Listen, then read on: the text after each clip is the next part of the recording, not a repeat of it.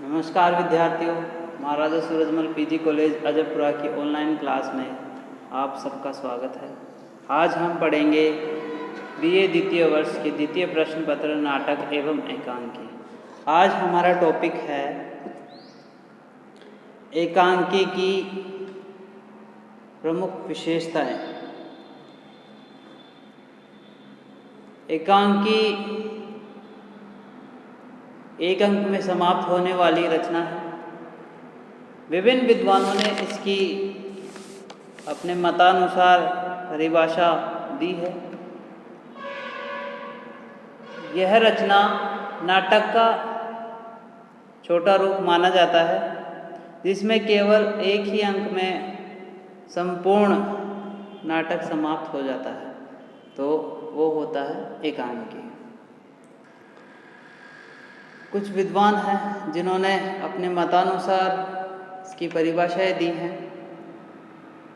गोपाल सिंह चौहान के शब्दों में एकांकी एक अंक का ही नाटक होता है, जिसमें एकांकीकार एक ही घटना को नाटकीय लाघव में, अर्थात नाटक के छोटा रूप में, उसमें औत्सुकता, संभ्रम और विस्मय का सर्जन कर उसे चरम सीमा तक विकसित करता है और कथा तथा उसके पात्र दर्शक पाठक के मन में प्राण और भावनाओं से संगी बनकर सांकेतिक रूप से उसमें मनोभाव का विषय बन जाते हैं। गोपाल सिंह चौहान ने एक ही अंक के नाटक को एकांकी कहा है, जिसमें एकांकीकार मनुष्य या किसी विस्तृत घटना का एक मुख्य अंश को ही प्रस्तुत करता है और उस एकांकी में जो कथा है उसको संक्षिप्त रखता है। वह पाठकों के हृदयों में विभिन्न प्रकार के संवेग उत्पन्न करता है, विकसित करता है। दर्शक या पाठक के मानसिक स्नायुओं में गुदगुदी उत्पन्न कर उसका मनोरंजन करते हैं, और उसमें कुछ दृश्य ऐसे भी होते हैं जो पाठकों को गुदगुदाते हैं, उनका मनोरंजन करते हैं।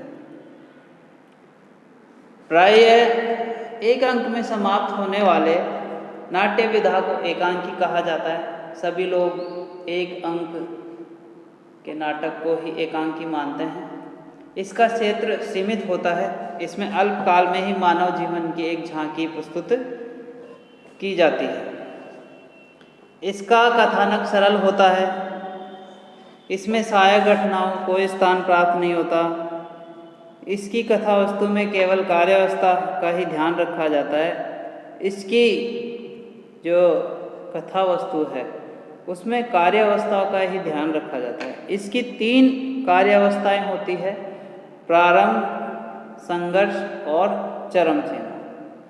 प्रारंभ में इसमें जो कथा है वो दिखाई जाती है, बीच में इसकी कथा में संघर्ष होता है और अंत में चरम सीमा पर वो पहुंच जाती है।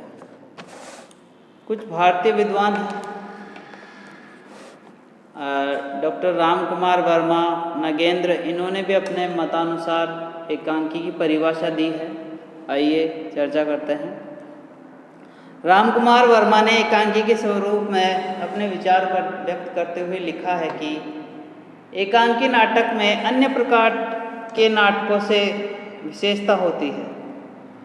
इसमें एक ही घटना होती है और वह घटना नाटकीय कौशल से ही कौतूहल का संचय करती हुई चरम सीमा तक पहुंचती है। अर्थात इसमें जो कथा है वो नाटकीय ढंग से प्रस्तुत की जाती है और इसमें कौतूहल बना रहता है, सस्पेंस। विस्तार के अभाव में घटना प्रत्येक कली की भांति खिलकर पुष्प की भांति विकसित हो उठती है। इसमें लता की भांति फैलने की उच्छृंखलता नहीं है। घटना के प्रत्येक भाग का संबंध मनुष्य के हाथ पैरों के समान, जिसमें समान अनुपात विशेष से रचना होकर सौंदर्य की सृष्टि होती है। इस प्रकार रामकुमार वर्मा ने नाटक को एक नाटक का एक संक्षिप्त रूप माना है जिसमें एक ही घटना का उल्लेख किया जाता है और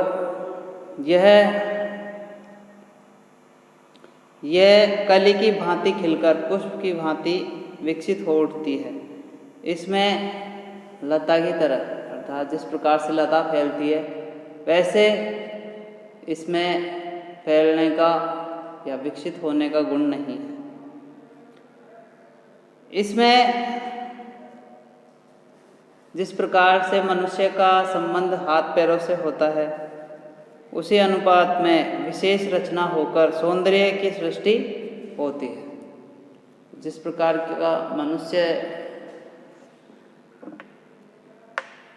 से मनुष्य का संबंध हाथ पैरों से होता है उसी प्रकार एकांकी का संबंध विभिन्न प्रकार की घटनाओं से होता है, लेकिन इसमें मुख्य रूप से एक ही घटना का उल्लेख किया जाता है।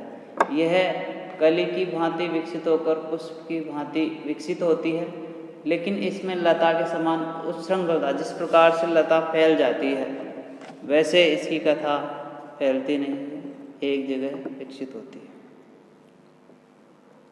डॉक्टर नगेंद्र ने एकांकी को स्पष्ट करते हुए कहा है कि स्पष्टता एकांकी एक अंक की समाप्त होने वाला नाटक है। यद्यपि रस अंक के विस्तार के लिए कोई विशेष नियम नहीं है। रस और अंक कितने भी हो सकते हैं, लेकिन मुख्य रूप से 4 या 5 दृश्य होते हैं। फिर भी छोटी कहानी की तरह इसकी सीमा तो है ही। परिधि का यह संकोच कथा संकोच की ओर इंगित करता है और एकांकी में हमें जीवन का क्रमबद्ध विवेचन न मिलकर उसके एक विशेष पहलू, उस जीवन के एक विशेष घटना परिस्थिति अथवा एक उद्दीप्त क्षण का चित्रण मिलेगा। डॉक्टर नगेंद्र जी ने यह कहा है कि एक ही अंक में समाप्त होने वाली रचना को एकांकी कहा जाता है। इसमें रसों व अंकों की बाध्यता नहीं है और एकांकी में जीवन का क्रमबद्ध विवेचन न मिलकर उसके एक विशेष पहलू की ओर, परिस्थितियों की ओर, घटनाओं की ओर संकेत किया जाता है, तो वो एकांकी कहलाती है।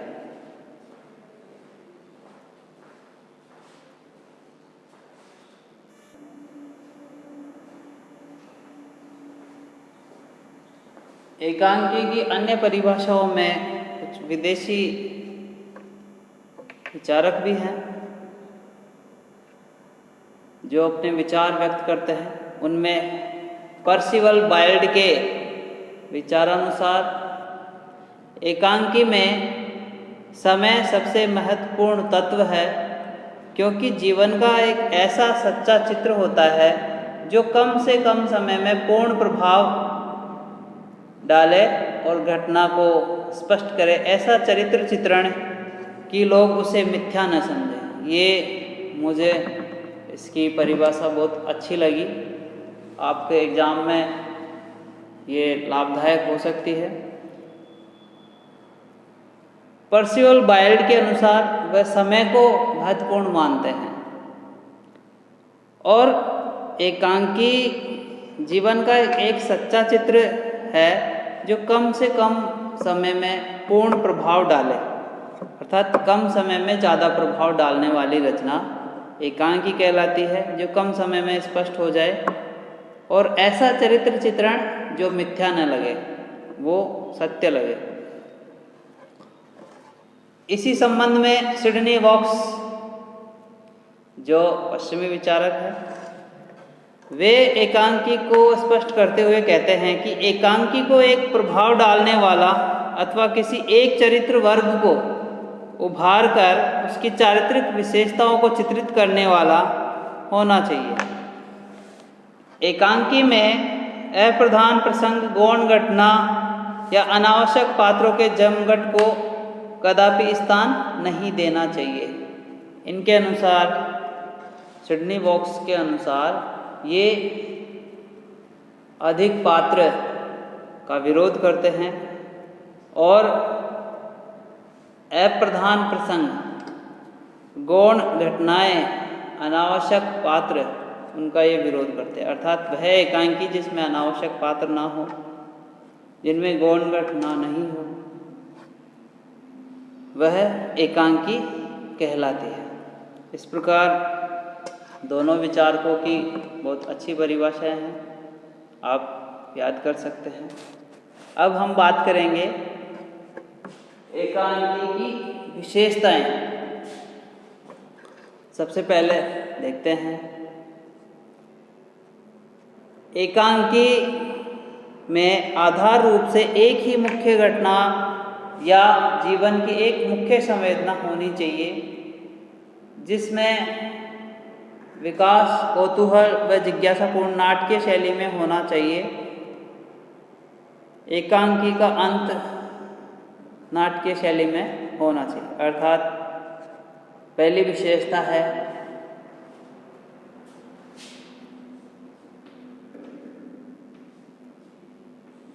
जीवन की मुख्य घटना का चित्रण। एकांकी में मुख्य रूप से जीवन की मुख्य घटना का ही चित्रण किया जाता है और इस चित्रण में जो कथा का अंत है वो नाटकीय शैली और उत्सुकतापूर्ण, कौतूहलपूर्ण होना चाहिए। एकांकी के अंक एकांकी में 3 से 5 अंक या दृश्य होते हैं। एकांकी में 3 से 5 अंक या इसमें 3 से 5 अंक या दृश्य होने चाहिए, वह एकांकी होना चाहिए।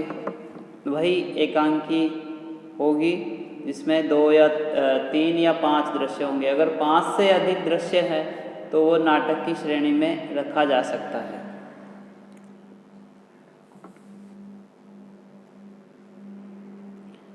एकांकी में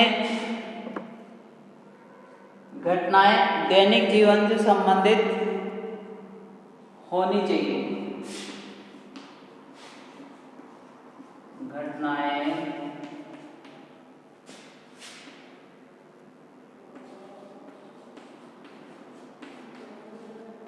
दैनिक जीवन से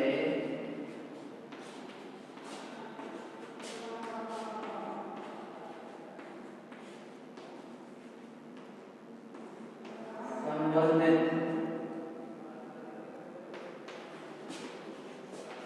यथार्थ व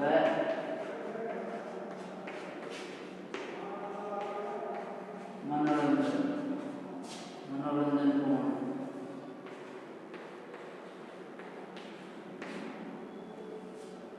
एकांकी में जो घटनाएं होती हैं वे घटनाएं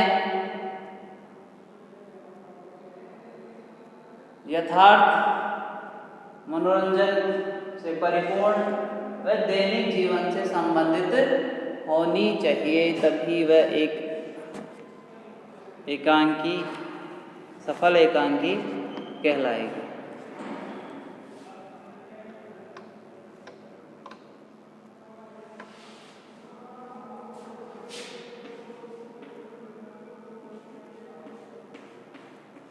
पात्रों की सीमित संख्या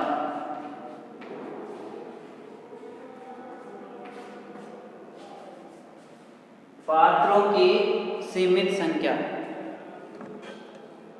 पात्र 5 से 8 तक पात्र हों या 5 से 7 तक पात्र एकांकी में होने चाहिए। और जैसा कि सिडनी बॉक्स ने भी कहा है कि अनावश्यक पात्र एकांकी में नहीं होने चाहिए, तो उसी तरह इनमें एकांकी में पात्रों की संख्या सीमित होती है।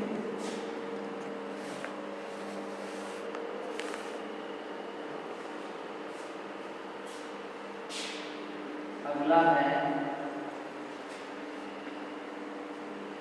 सीमित समय सीमा हो। सीमित समय सीमा हो। एकांकी में जो समय सीमा है वो कम हो, लेकिन कथा उसकी ज़्यादा प्रभाव डालने वाली। जैसा कि पर्सिवल वाल्ड ने कहा है कि कम से कम समय में पूर्ण प्रभाव डाले वही एकांकी। अर्थात एकांकी में सीमित समय सीमा होनी चाहिए।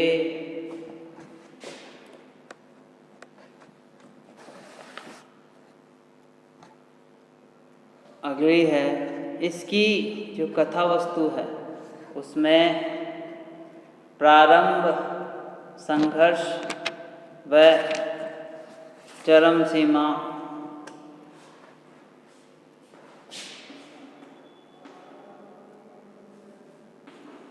कथा वस्तु में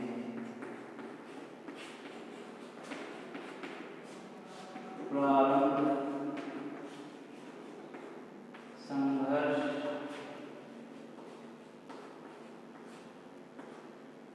व चरम सीमा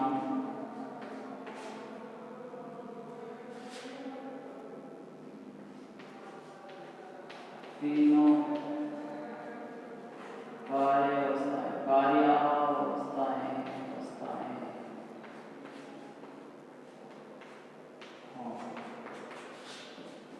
अर्थात कथा वस्तु में 3 कार्यावस्थाएं मानी जाती है: प्रारंभ, संघर्ष व चरम सीमा। तीनों ही कौतूहलपूर्ण रूप से उस कथा वस्तु का समापन हो तो वह एकांकी बहुत अत्यधिक सफल होती है।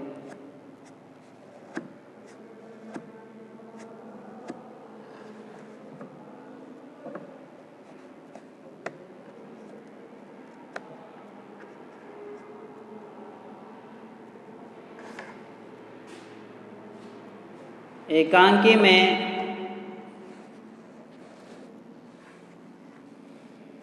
जो संघर्ष है,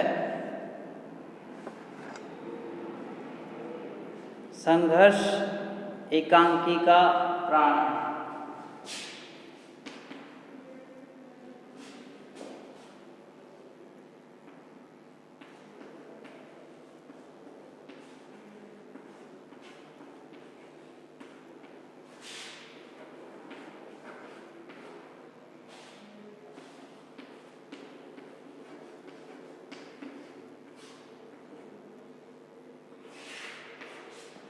संघर्ष एकांकी का प्राण। एकांकी में जो संघर्ष दिखाया जाता है वो एकांकी का प्राण है। अगर जिस एकांकी में संघर्ष नहीं होता उस एकांकी से पाठकगण बोर हो जाते हैं। इस प्रकार इसमें संघर्ष दिखाया जाना चाहिए और संघर्ष की अभिव्यंजना का आधार मनोवैज्ञानिक होना चाहिए। जो संघर्ष का आधार है वो मनोवैज्ञानिक होना चाहिए ताकि पाठकों के मन मस्तिष्क पर वे उसकी संघर्ष की घटनाएं प्रभाव डाल सकें।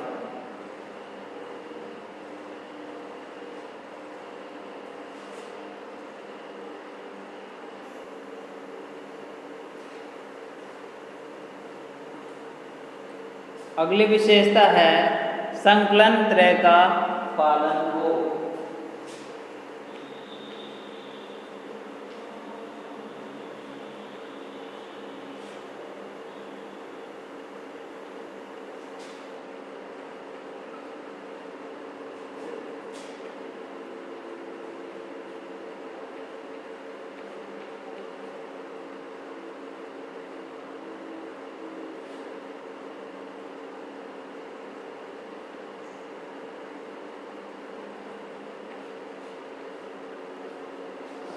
संकलन त्रय का पालन हो। एकांकी में जो घटनाएं दिखाई जाती हैं उनकी जीवन से निकटता होनी चाहिए और उसमें संकलन त्रय का कठोरता से पालन होना चाहिए।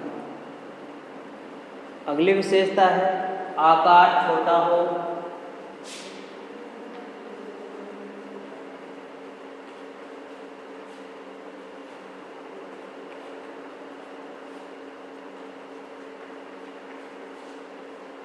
आकार में एकांकी छोटी होनी चाहिए।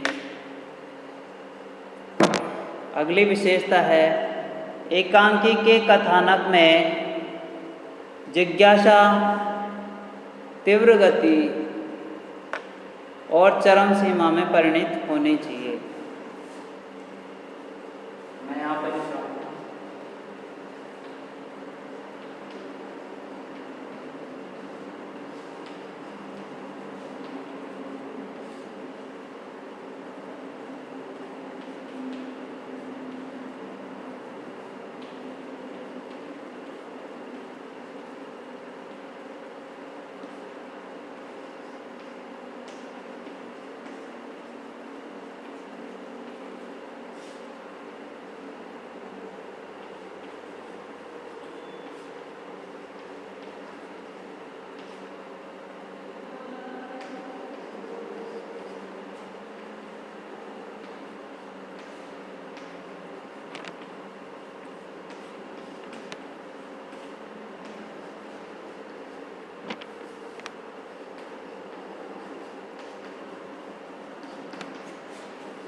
एक सफल एकांकी वही है जिसके एकांकी के कथानक में कौतूहल व जिज्ञासा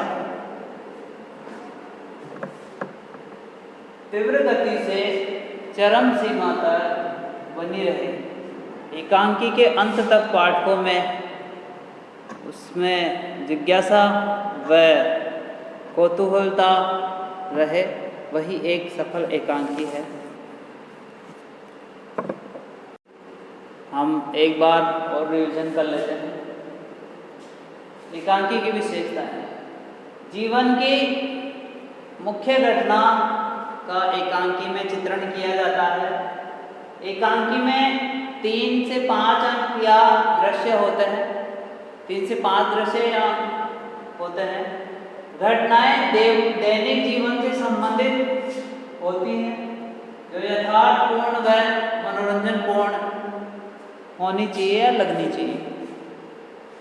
पात्रों की सीमित सीमा होनी चाहिए, पात्र अधिक ना हो, सीमित समय सीमा हो। उस एकांकी की जो अवधि है वो कम हो, सीमित हो। कथा वस्तु में 3 कार्य अवस्थाएं होती है, प्रारंभ, संघर्ष व चरम सीमा।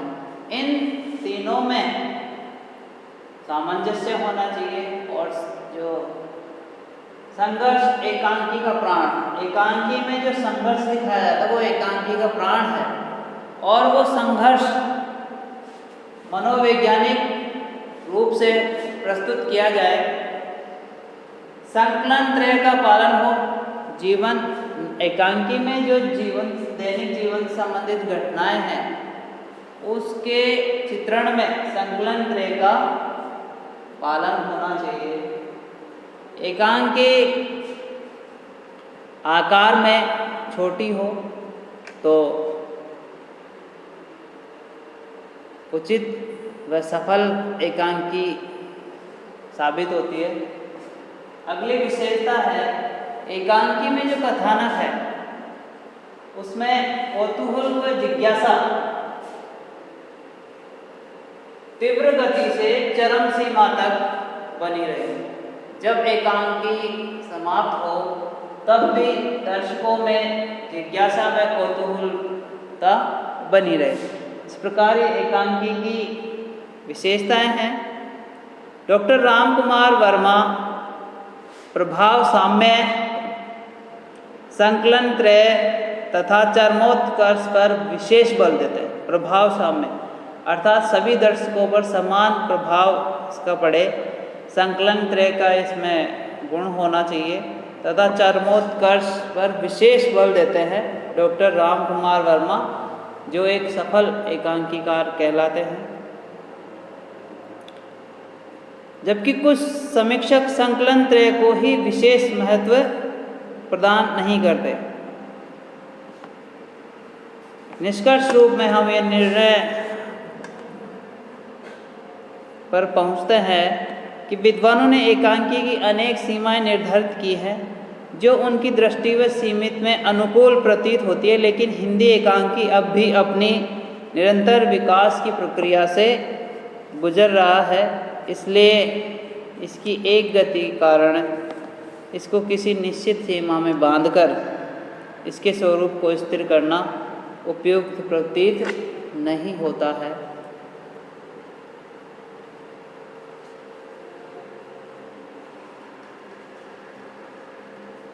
इस प्रकार एकांकी की ये विशेषताएं रहीं जो आपको एग्ज़ाम की दृष्टि से उपयुक्त रहेंगी। आज के लिए इतना ही। धन्यवाद।